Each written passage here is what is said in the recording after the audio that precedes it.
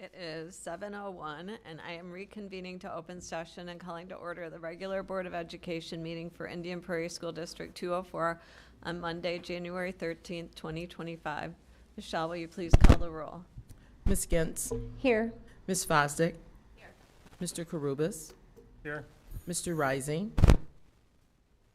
Here. Ms. Deming. Present. And Ms. Donahue. Here. We have a quorum. Ms. Gentz, will you lead us in the pledge? I pledge allegiance to the flag of the United States of America and to the republic for which it stands, one nation, under God, indivisible, with liberty and justice for all.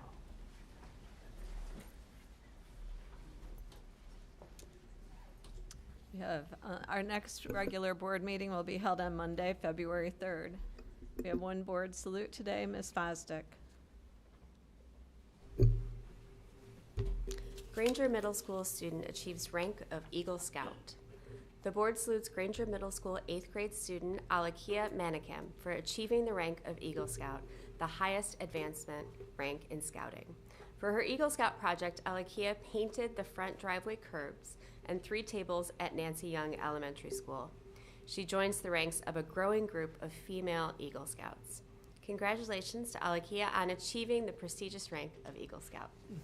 We have an applause for that.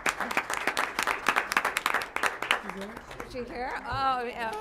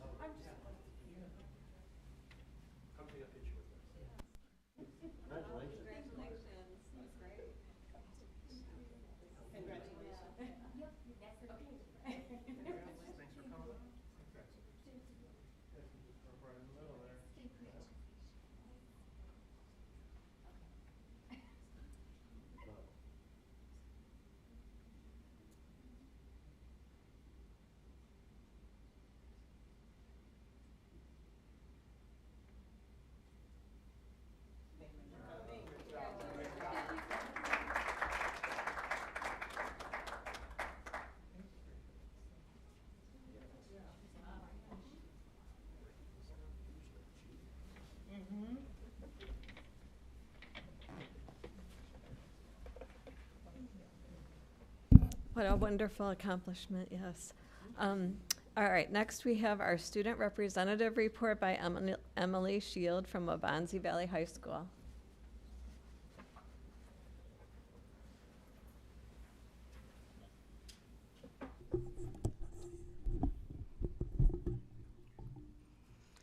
Hello everyone, it's a pleasure to be here again. My name is Emily Shield and I'm here today to represent Waubonsie Valley High School. As a Warrior, I'm proud to report that our Waubonsie community continues to thrive and provide many outstanding experiences to our students. We have a few giant successes with clubs and activities. Chess has taken the DVC title and is looking for a top ranking heading into the IHSA postseason.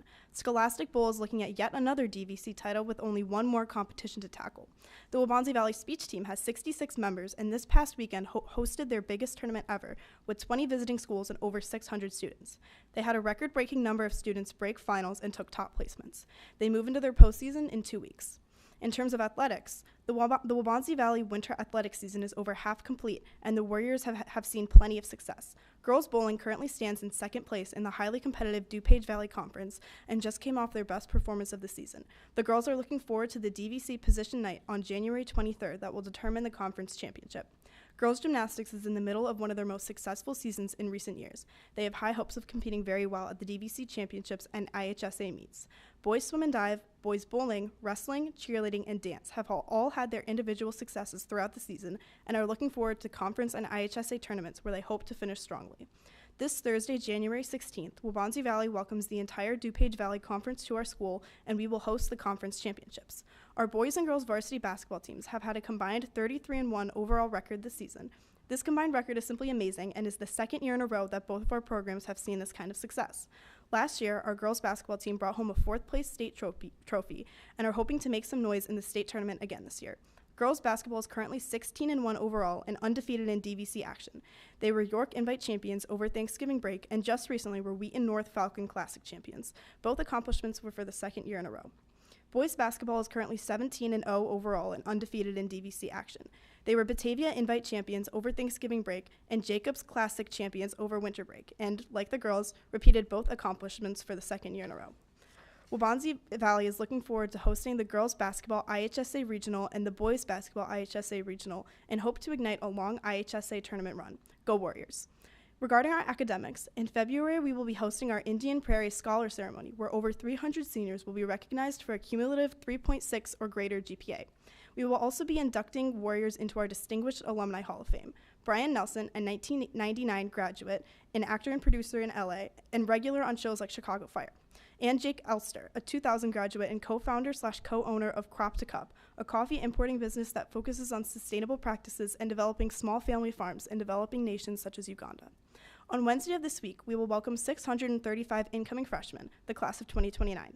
We really like our night that welcomes families through 4 sessions: how to select classes, how to get involved, how to make the transition into high school, and what classes are best for my student. That's all for the Waubonsie Valley Report. Thank you, and as always, go Warriors. Thank you.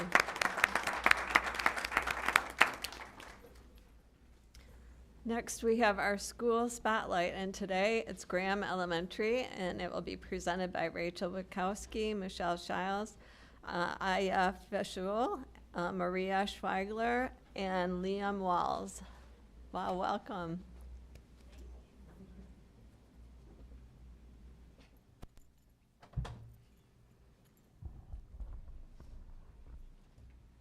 Good evening, Dr. Talley, Board President Donahue, and members of the board. I'm Rachel Witkowski and the super proud principal of Graham Elementary School. I'm joined tonight with Michelle Shiles, our LMC director, Maria Schwegler, 5th grader, Aya Faisal, 5th grader, and Liam Walls, 4th grader.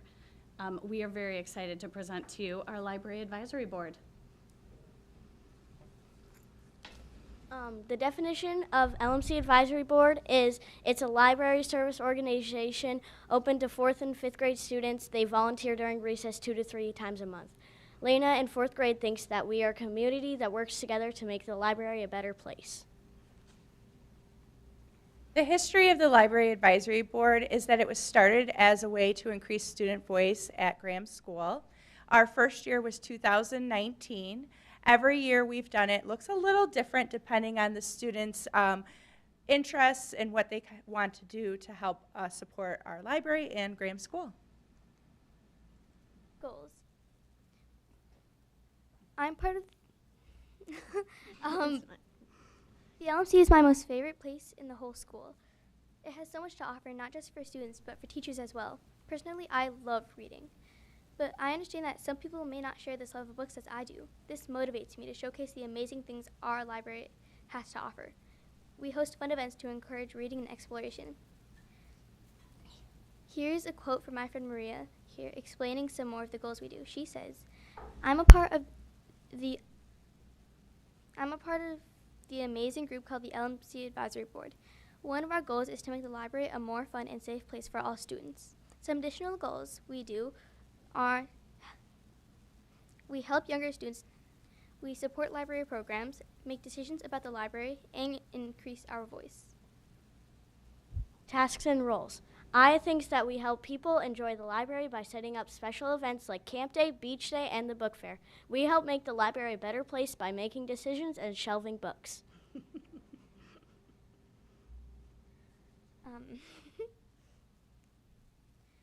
In the Library Advisory Board, we have lots of tasks and roles, some of which include shelving books for the other kids to find, helping plan, set up, and clean up fun events, delivering books and other materials to classrooms for their curriculums, and inspection and sanitization to the books that return to us.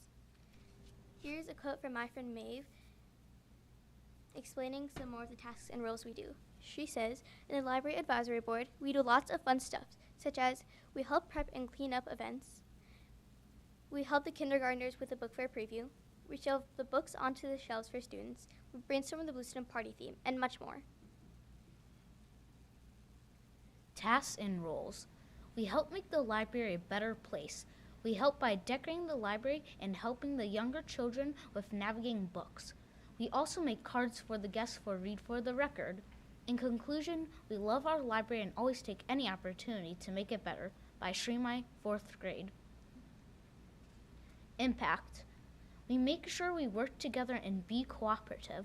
We are a very good community with great kids that are helpful and kind to other people and each other. By Liam, 4th grade. Our additional impacts include increasing the student ownership of our library space. The students have a sense of giving back and helping others. And of course, we have lots of fun. We can't thank you enough for this opportunity to highlight just one of the special things we do at Graham School. You hear it from the people that are best, our kids. So thank you for having us. Did you want to comment?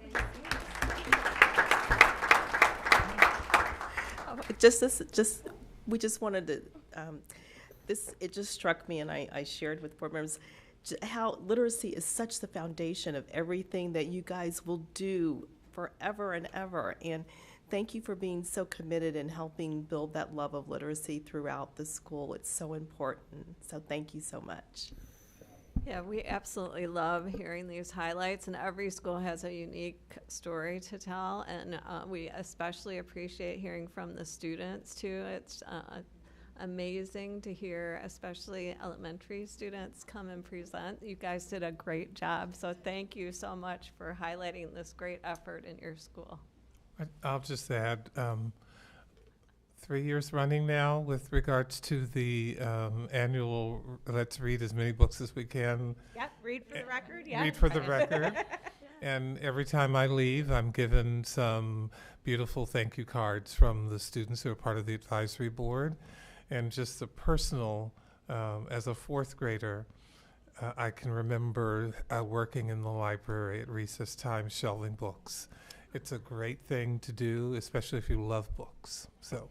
That reminds me too, I feel bad because I have the card I got this year and it's sitting on my desk at home, and I look at it every day because it's a really happy, positive message that I just love, and it helps me every day to be a happy person. So thank you so much.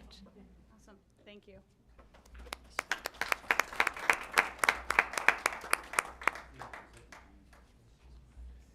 It was the Dewey Decimal System, which I loved, actually. And then when I taught 4th grade, we used to actually, it was part of the curriculum to teach the Dewey Decimal System.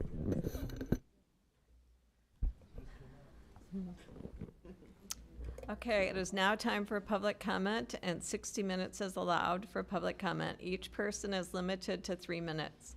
When addressing the board, we ask that you respect the confidentiality and safety of our students and school district personnel. We also ask that those addressing the board be cognizant that this is an open meeting and is available to all age groups, and as such, ask that you consider who the audience members are this evening and keep comments age appropriate. Public comment represents the voice and opinion of the speaker. There will be no feedback from the board members during the meeting, but follow-up will be provided by an administrator as appropriate. Although this is not required, it is helpful for the board to know whether the comments and concerns we hear are being raised by residents. So we ask that you state if you live in the district and if you currently have children in our schools. We have one speaker tonight, Alicia Smith.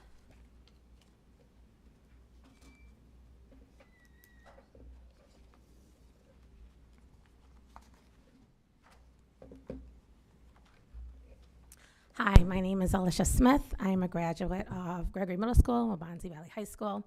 I live in the Gombert attendance area where my niece and nephews attend elementary school. I also worked in the district at Georgetown and at Kendall. 204 needs equity in having successful schools. 3 204 schools fall below the state average in state testing: Georgetown, Longwood, and McCarty. When the district designed the boundaries of Georgetown, it gave them a low-income population of 63%. That is more than triple the district average of 21%. Longwood's low-income population is 58%, which is almost triple the district average of 21%. Both Georgetown and Longwood's low-income population percentage is higher than the state average. This is not something you want to be higher than the state average on, obviously. Then the district created even more inequity by having 3 of its schools with the highest low-income percentages feed into Fisher Middle School. School districts do not have to create inequitable schools that cannot meet the state testing averages. Naperville 203's low-income average is 18% compared to 204's 21%.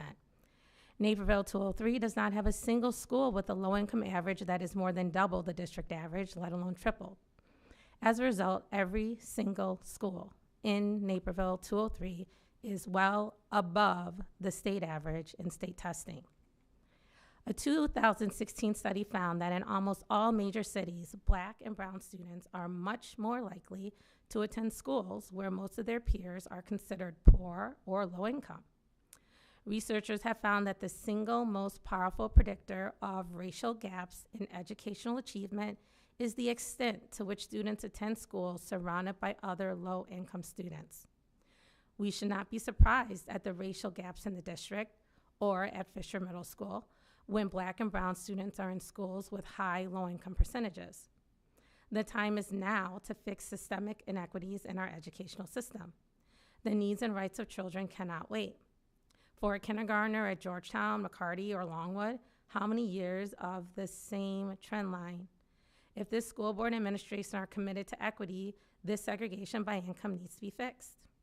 If Naperville 203 can make sure that all of its students are attending successful schools, why can't 204? We deserve to be included in the district's educational excellence. We want equitable schools for Georgetown, Longwood, and McCarty. All of this information is available on the Illinois School Report Card online. Go online to the Illinois School Report Card and then type in the school district or school to see the information. Thank you. Thank you. We now move to our consent agenda and superintendent report. We will start with the superintendent report. Dr. Talley. Thank you, Ms. Donahue, members of the Board of Education, Indian Prairie community. I hope all of you had a wonderful holiday season and your 2025 school year has started off in a positive way. District 204 is collaborating with 5 of our neighboring districts to hold the 3rd annual Mental Health and Wellness Symposium on Saturday, March 8th from 8:30 a.m. to 1:30 p.m. at Mattia Valley High School. The keynote speaker will be Dr. Doug Bolton, who is an author, licensed clinical psychologist, and director of school consultations for formative psychological services. He spent over 20 years as a psychologist and principal at North Shore Academy, a K-12 therapeutic school in Highland Park. Dr. Bolton provides a consultation, supervision, and professional development to parents, educators, and clinicians throughout Illinois to create communities to help foster student and staff resilience. His book, Untethered: Creating Connected Families, Schools, and Communities to Raise a Resilient Generation, will be released in March 2025. The symposium will again include breakout sessions for adults and teens, a community resource fair, and a book fair. Childcare will be provided at no charge for children ages 3 to 10. New this year, we will offer a 3rd breakout session option. Experience sessions and lunch will be provided at no charge. Registration will open the week of January 20th. We have seen increasing interest in our symposium. The first year, we had approximately 120 participants. Last year, we had approximately 400 participants. We look forward to seeing you at this event. Heart screenings. The Young Hearts for Life free high school cardiac screenings are coming to Mattia Valley on Tuesday, February 4th. Thanks to IPEF for their funding that allows for this important screening for our high school students. Any Mattia parent can sign up their child for the screening. Tonight, before the Board of Ed meeting, I was able to spend a short time seeing our robotics competition with some of our high school students. These students demonstrate many of the tenets of our Portrait of a Graduate. These characteristics include creativity and innovation and communication. The students work with each other and across teams to support. Yes, the students want to win, but these students truly understand the importance of supporting each other. It was wonderful. Ms. Donahue, I'll now turn it back over to you. Okay, I now need a motion for approval of consent agenda item D. I move that the Board of Education approve consent agenda item D as presented. President Donahue, are we going to go through each of these? No, How about we go D through I with I was the, gonna, we need to. But we pull out need to E. strike E. D through I with the exception of E? Yeah, so I was gonna do two motions, so we'll do it two separate things. Understood. And I think we also need to table E at this point. So Yes. a third motion to table E. Okay, Thanks. all right, so, do we have a I thi- second for I think we D? still need a second on the I'll approving second. consent. Okay. Any discussion? Okay, Michelle, will you please take roll? Let me write that down, what you just did. Okay. Needs a moment. Yeah, need a moment. All right, Ms. Gentz, Yes. Mr. Rising, Yes. Mr. Karubis, Yes. Ms. Fosdick, Yes. Ms. Donahue, Yes, and Ms. Demme. Aye. that motion is approved. Okay, I now need a motion to table agenda item E. Make a motion that we table consent agenda item E. Second. Okay, any discussion? Okay. Michelle, will you please call the roll? Mr. Rising, Yes. Ms. Gentz, Yes. Ms. Fosdick, Yes. Mr. Karubis, Yes. Ms. Demme, Aye. and Ms. Donahue. Yes. The motion, the consent agenda item passes, or the tabling. All right, so now I need a motion to approve consent agenda items F through I. I move that that we approve consent agenda items F through I as presented. Second. Any discussion? Okay, Michelle, will you please call the roll? Ms. Demme, Aye. Ms. Fosdick, Yes. Ms. Gentz, Yes. Mr. Rising, Yes. Ms. Donahue, Yes, and Mr. Karubis. Yes. the motion passes. Okay. All right. Yes. We now move to our action items. I need a motion and a second to approve the core resource and integrated extended text for use beginning in the 2024-2025 school year. Make a motion that Board of Education approve core resources and integrated extended text for use beginning in the 2024-2025 school year as presented. Is there a second? Second. Okay. Any discussion? Okay, Michelle, will you please call the roll? Mr. Rising, Yes. Ms. Gentz, Yes. Mr. Karubis, Yes. Ms. Fosdick, Yes. Ms. Demme, Aye. and Ms. Donahue. Yes. I need a motion and a second to approve the curriculum revisions to standard level ELA courses for grades 6 through 8 as presented. I make a motion that the Board of Education approve the curriculum revisions to standard level ELA courses for grades 6 through 8 as presented. Second. Any discussion? Okay. Michelle, will you please call the roll? Ms. Demme, Aye. Mr. Rising, Yes. Mr. Karubis, Yes. Ms. Gentz, Yes. Ms. Donahue, Yes. and Ms. Fosdick. Yes. The motion passes.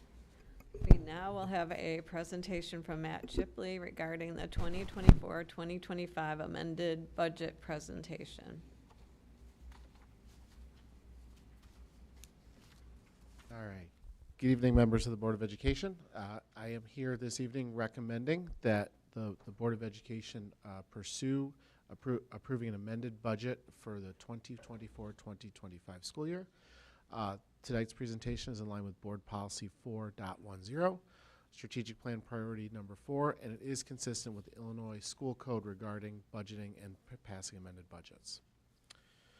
So, as mentioned, an amended budget is authorized by the state statute.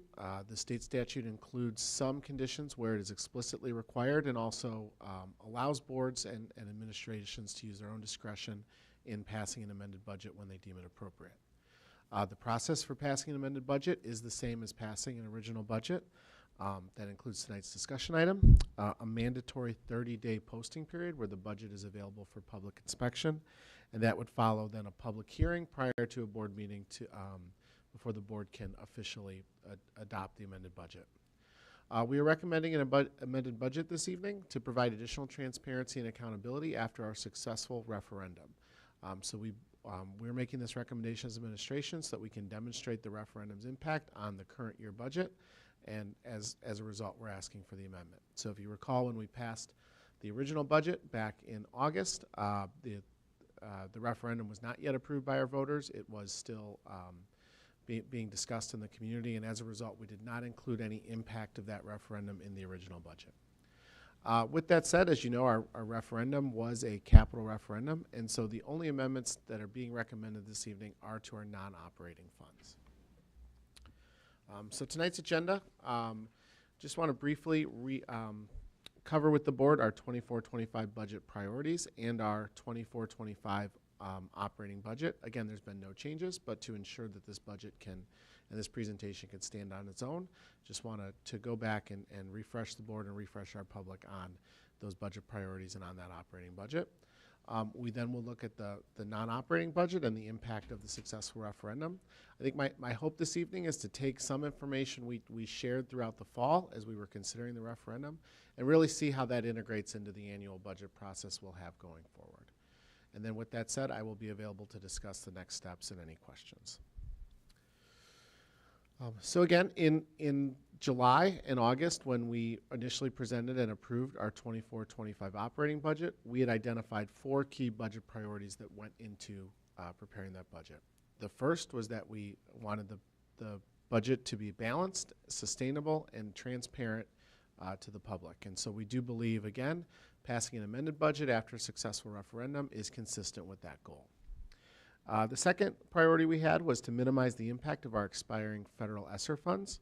Again, we had about $4 million of annual federal revenue that was coming through that ESSER revenue source that we did not receive for the current year.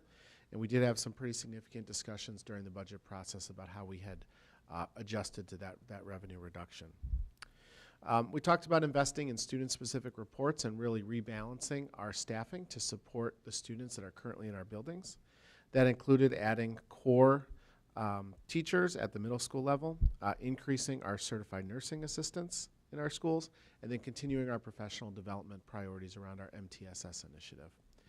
And then finally, we did talk as part of the 24-25 budget adoption about how we were going to continue capital investment, and we talked about that both in a scenario where the referendum was successful as well as if it was not successful. Again, we now know the outcome of that referendum.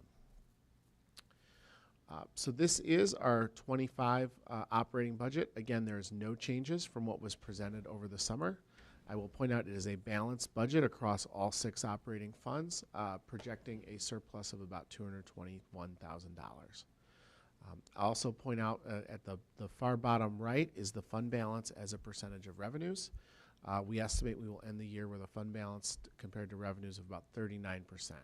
Again, we had a lot of discussions in the fall about how this number is sufficient to ensure the fiscal stability of the district.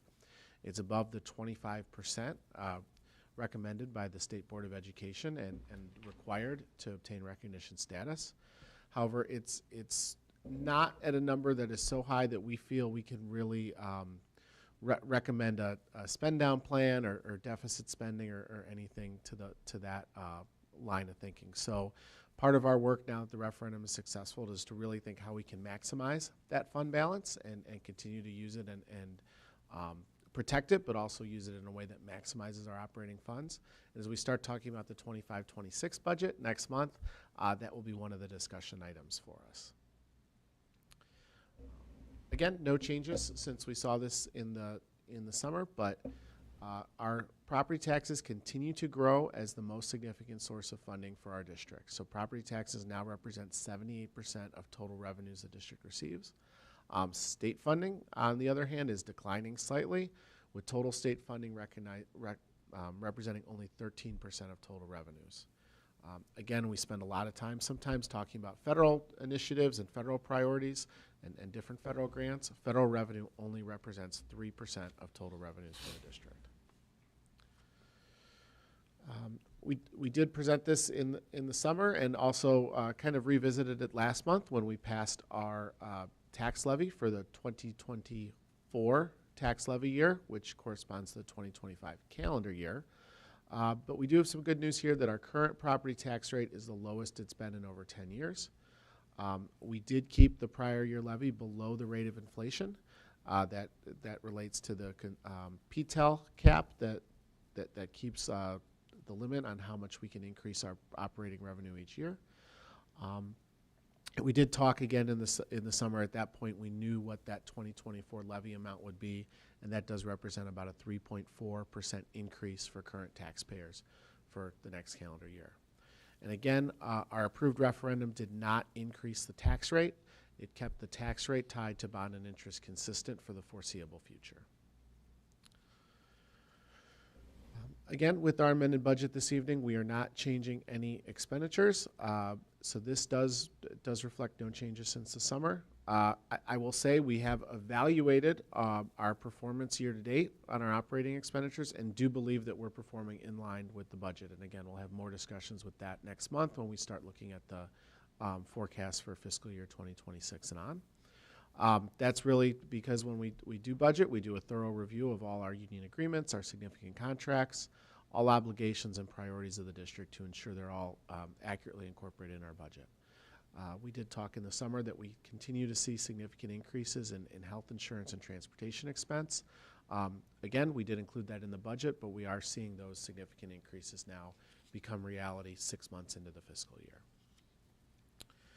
So that was the operating fund, where again that was a quick review, and we don't really have any changes to present this evening. It is in the next two funds where I do want to spend a few minutes, because these are what was impacted by our most recent referendum. So we have two non-operating funds. The first is our bond and interest fund, and there are no actual changes to the numbers in the bond and interest fund for this year, but there are changes in what we'll see going forward. The reason there's no changes this year is because although we did issue a bond in November, it was approved in December, authorized and by the November 2024 referendum. It was issued and approved by the board in December. The first payment on that bond is not till July.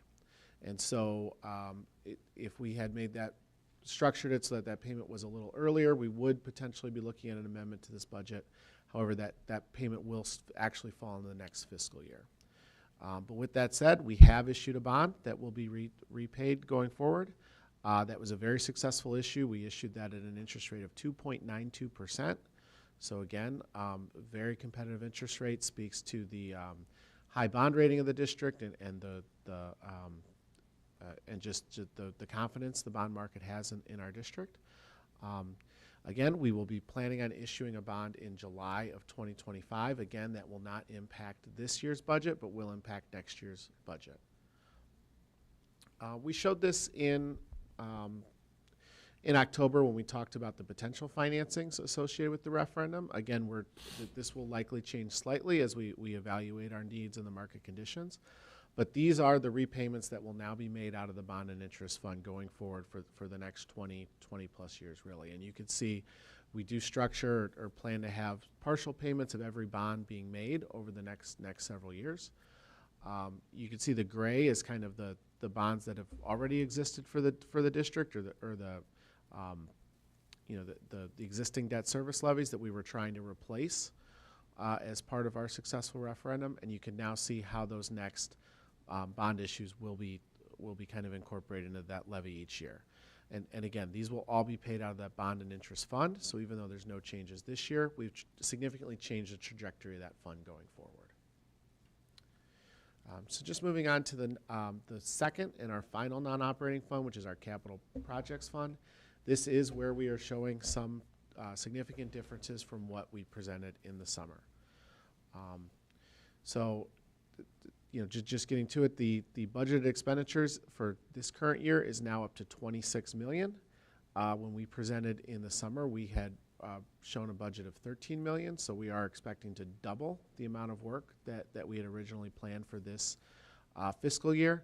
And obviously the work we're planning to do over the next several years has been multiplied many times over.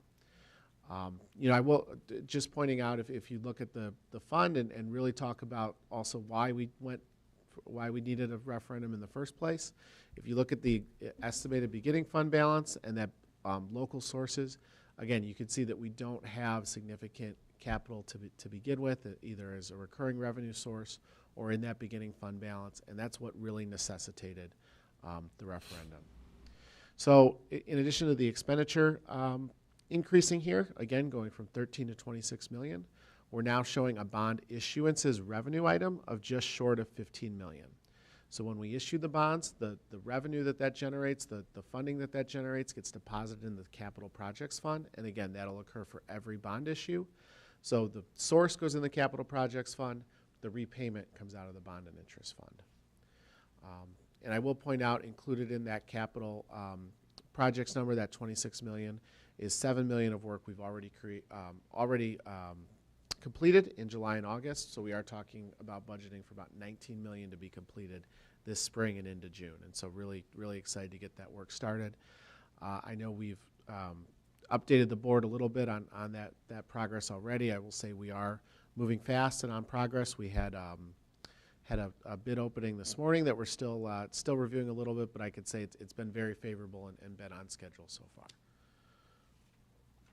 Again, just a reminder of some of the specific projects we're looking at for the summer of 2025. Really trying to hit all 5 priorities that were identified in our master facility plan. So we have $10 million of significant safety and security work, improving our secure vestibules and replacing all exterior doors at 10 elementary schools. Continue to invest in infrastructure through flooring replacements, asphalt and paving projects, and some select roofing work. Improving our learning environments, which includes our playgrounds, probably one of our more exciting learning environments. Also looking at some other classroom improvements and starting some work at Neuqua Valley High School this summer, specifically their FACS lab. That's a program that's seen significant growth over the last several years, and that is still an original room to the building. So excited to get started on that work as well. Again, starting to address the work at Waubonsie, specifically their auditorium, and that work has started and going well, and I think people are starting to get excited by seeing what's possible with that work. And then finally, as we talked a lot in the fall, we do want to make sure that we're exploring opportunities where we can use our capital dollars wisely to make our buildings make our district run even more efficiently. And so we do have some significant projects around LED lighting and some HVAC systems tied to that priority as well. So again, just kind of a sneak peek of what the next 5 years of the long-range forecast looks like for our capital projects fund now that the referendum is successful. You'll see we're approving asking for an amended budget to approve 26 million for the current fiscal year, and then we will step it up another notch going forward with between 60 and 80 million dollars of work projected for the next several years after that. And again, that's primarily being funded by those referendum-approved bond issuances that at this point we're projecting to have about 4 of those bond issuances in total. So just to kind of conclude this evening, the amended budget is now available for review at the district website. We do have an amended budget hearing scheduled for the February 24th Board of Education meeting. Again, that's required to be at least 30 days after this evening's presentation. And then we will start talking about next year's financial forecast and budget. We'll start that at the February 24th board meeting as well. And again, we do plan to continually update the board and our community on our master facility plan. And we'll be doing that through the ipsd.org/saferstronger204 website, in addition to regular updates through Board of Education meetings and other channels. And so with that, I'm available for any questions. Thank you. Ms. Fosdick? Thank you, Matt, as always, for a clear presentation to help those of us who are not as financially gifted. I just have 2 quick clarification questions. The first is the work that's scheduled for this summer is scheduled to be completed before school starts, if it proceeds on schedule? Yeah, we're planning on, I would say we're planning on completing significant portions of the work. There are some portions that may go into the fall a little bit, and similarly, there may be portions we start on in the spring, but the goal is to get a majority of the work done during this summer when our students are not in session. I will point out, like the LED lighting work, for example, that is work that is done a lot on what we would call second shift. The companies that do this do a lot of it, kind of after hours, and so that is one project specifically that we may still be doing in the fall. There's also although it's getting better, we're still seeing some challenges with supply and some supply chain challenges that may create other small delays in some projects. But as of now, we are feeling really good that we've used the last 60 days really well to get this work started, and should have a really exciting summer. Okay, great, thank you. My last clarification question is, will we have an amended budget presentation anytime we issue a bond? No, that's not our intention, because our intention is, now that we know that the referendum's successful, we can budget for those. Okay. And again, even if the bond is maybe slightly different than what's originally budgeted, we wouldn't necessarily need to amend for it. Okay. I think, again, our recommendation this evening is really because when we presented in August, we didn't want to make any assumptions about the referendum and had nothing included in the budget, and now we are talking about significantly more capital work than we originally budgeted, as well as issuing a bond. Thank you. Ms. Gentz. I will second Ms. Fosdick's. Thank you very much. A very thorough presentation, and you do make it in a way that, yes, for us non-finance people to understand. I only had a couple little clarification questions on, and a question. On slide 6, when we're seeing, obviously, by far the majority of our funding is property taxes. Do you think the state funding decrease, is that going to be a trend probably? Is that what we're? You know, we're waiting we generally start hearing the state's budget for next year in mid-February or so. I would say, and what I've told our team is, we're waiting to hear if it's bad, really bad, or really, really bad. Okay. For next year. So we are, everything we've heard is that this is going to be a real challenging environment coming from the state. And so unfortunately, I do think that's our reality for at least the next several years. Okay. Which can just make us even more grateful for the referendum passing. And then the other local, is that like the grants that we get from various organizations and? Sure, yeah, it's a combination of things. It does include some local grants. Okay. It includes interest earnings, interest revenues, which has been a sort of a welcome source of revenue over the last several years that has helped partially stabilize our budget with some of the state funding challenges. It includes the fees we charge students, so it really does include a lot of sources of revenue. Lots of more sources. All right, no, thank you so much. That was all I had. Okay, Mr. Karupis.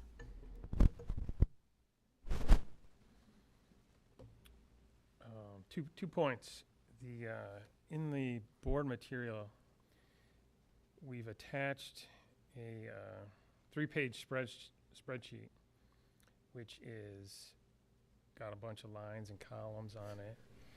And I don't want you to go line by line and column by column, but we've attached it to our agenda, and we haven't spoken about it at all. So can you give me like a 30,000-foot view of the budget summary that is kind of mandated by the state that we fit our information into? Sure. So our budget is, the document you're referring to is a required budget format by the State Board of Education. So we are required to complete that worksheet, workbook in its entirety as part of the budget process. This is the slide here that is the most consistent with that format, and obviously of all the other slides here, it's the one that does have the most numbers and columns and lines on it. So that is the required format. That is completed by our business office. We do try and make a little bit more of a user-friendly version as part of the presentation this evening. But that is available for public inspection and for anybody who wants to review the budget in maybe a line by line or in more significant detail.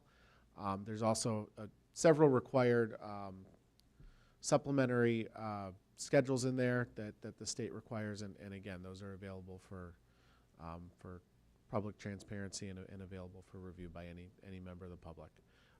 The amended budget, again, is currently on our website, but the original budget has been there since July as well. Okay. Second point is back to your presentation material.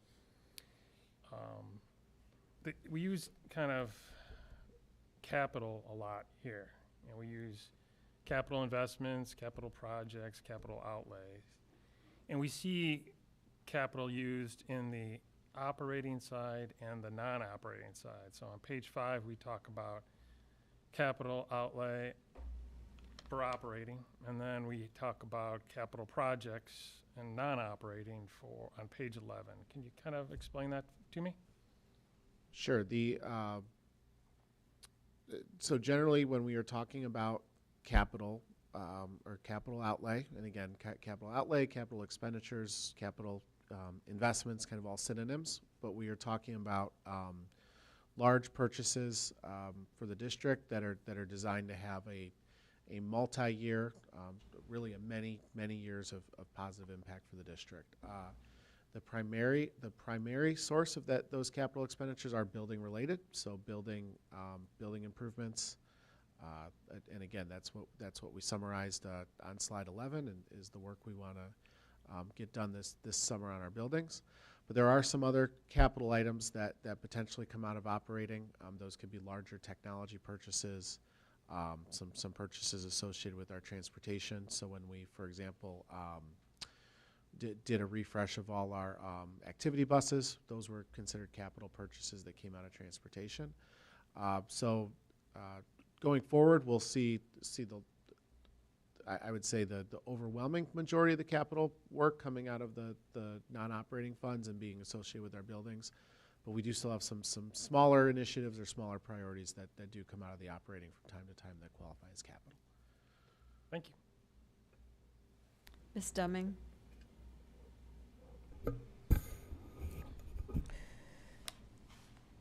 One of the things that I so appreciate is the rating that we get, that we continue to receive every year. And so, as you pointed out, bond issuance occurred back in the summer, and just speaking to the strength of our financial stance, and so just kind of reminding the public that, as fiduciary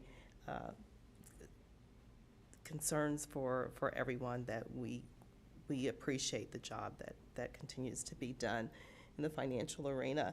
I had a quick question, and I didn't ask this beforehand, but as we look at we forecast our budget out, I was hearing today that there was some work being done in the city in Chicago, and they were talking about that they had planned it a few years ago, and that now that it's a few years hence, construction increases and things.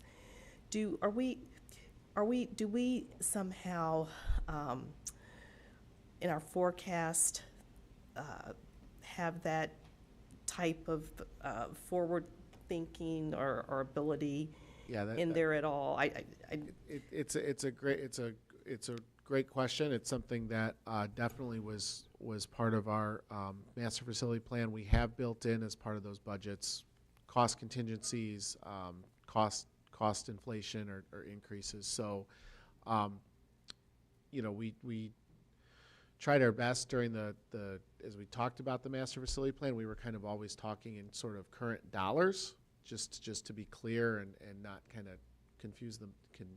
We were talking in current dollars, but we have built, as part of the financing plan, to ensure that we can address those cost inflation and cost contingencies as they move forward. So one of the ways we do that, for example, is by issuing the bonds at a really low interest rate, lower than maybe lower than maybe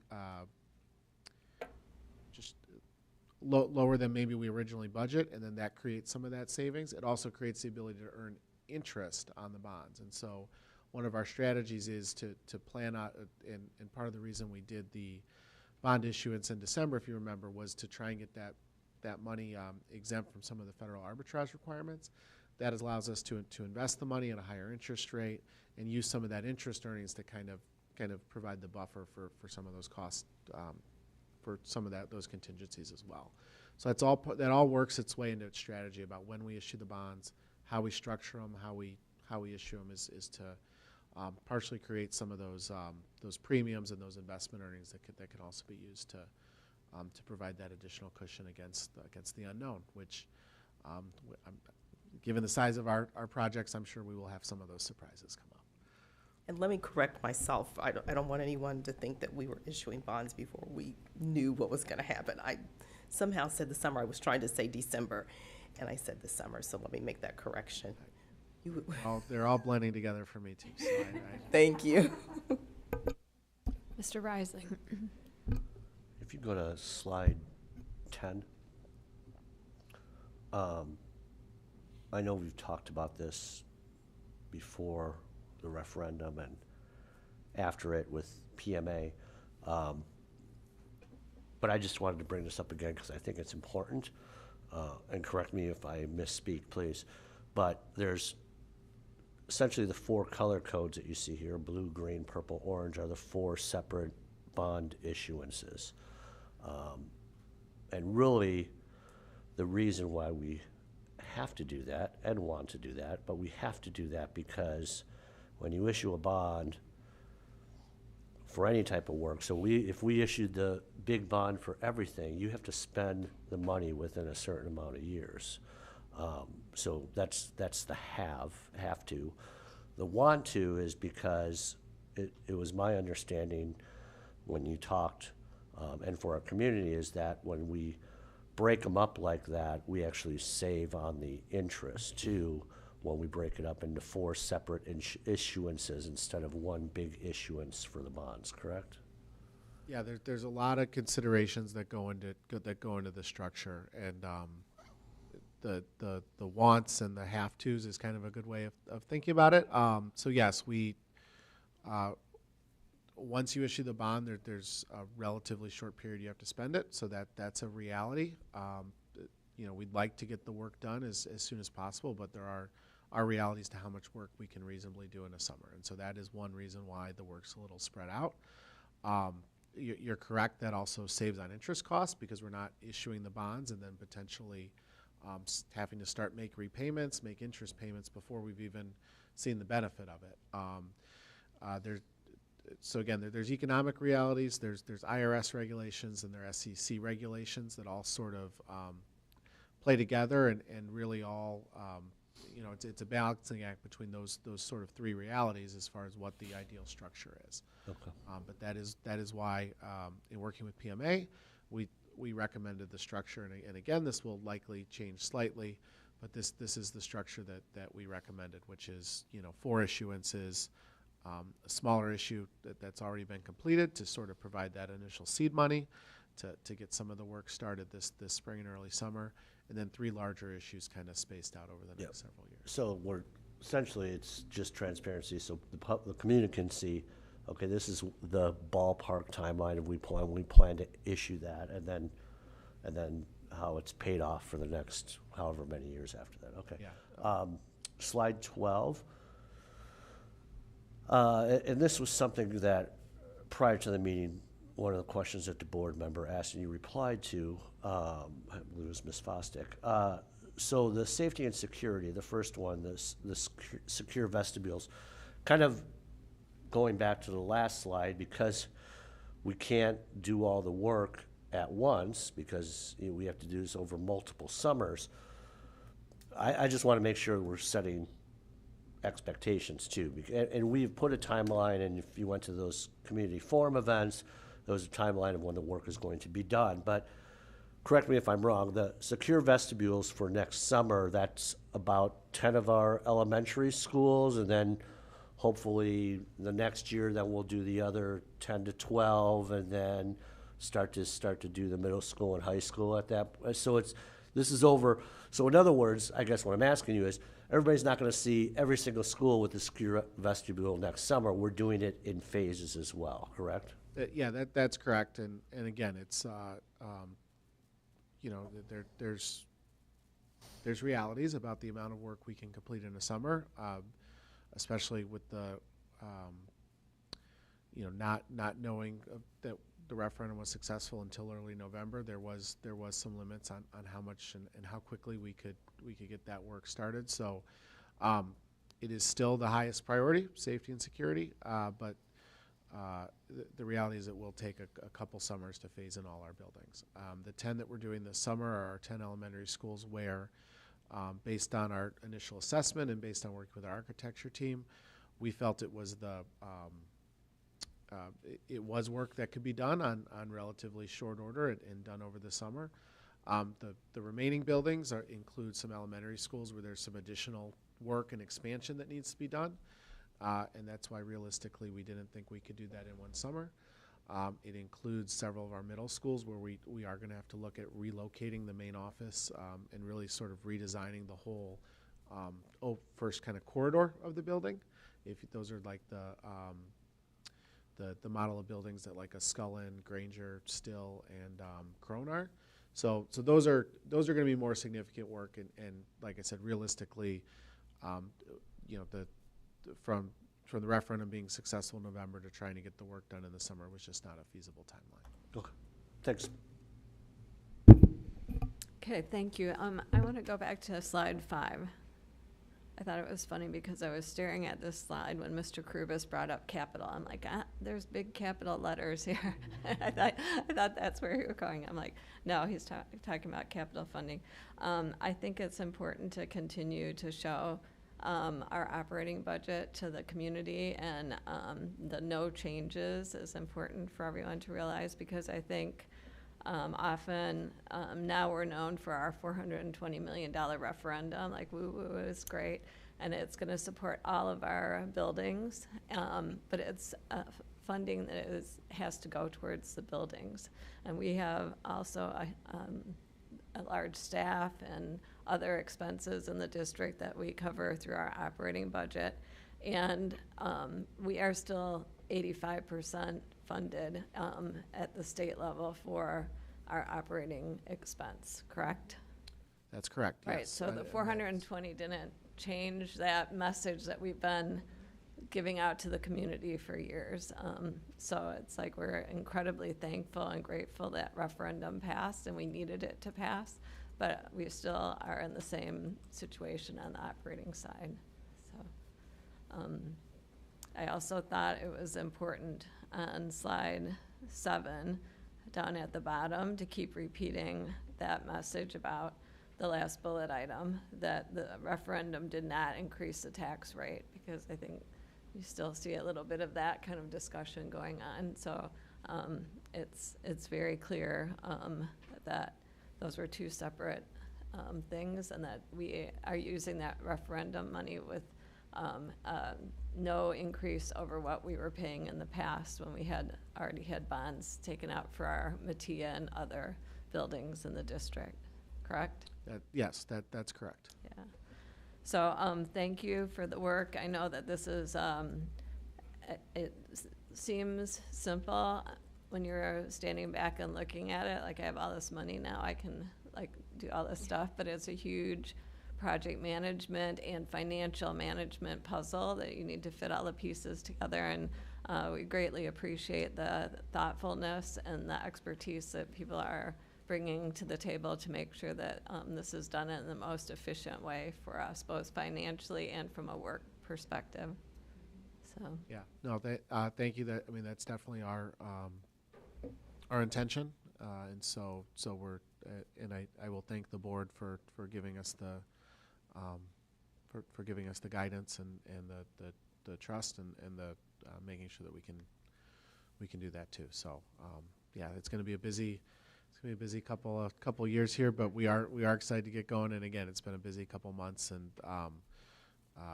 we're excited about the early progress we've made, and we do again in presenting this amended budget, we're excited to see that work come to fruition. well, and we will continue to make sure the public is aware of both our budget, which we always have been very transparent with presenting frequently, but also the plans for the referendum use and the different projects that we have going. So thank you. Thank you. All right. Our last item is legislative advocacy and Board of Education update. Does anyone have any items? Nope, then I need a motion to adjourn. Motion to adjourn. All in favor? Yep. Aye. Any opposed? Okay.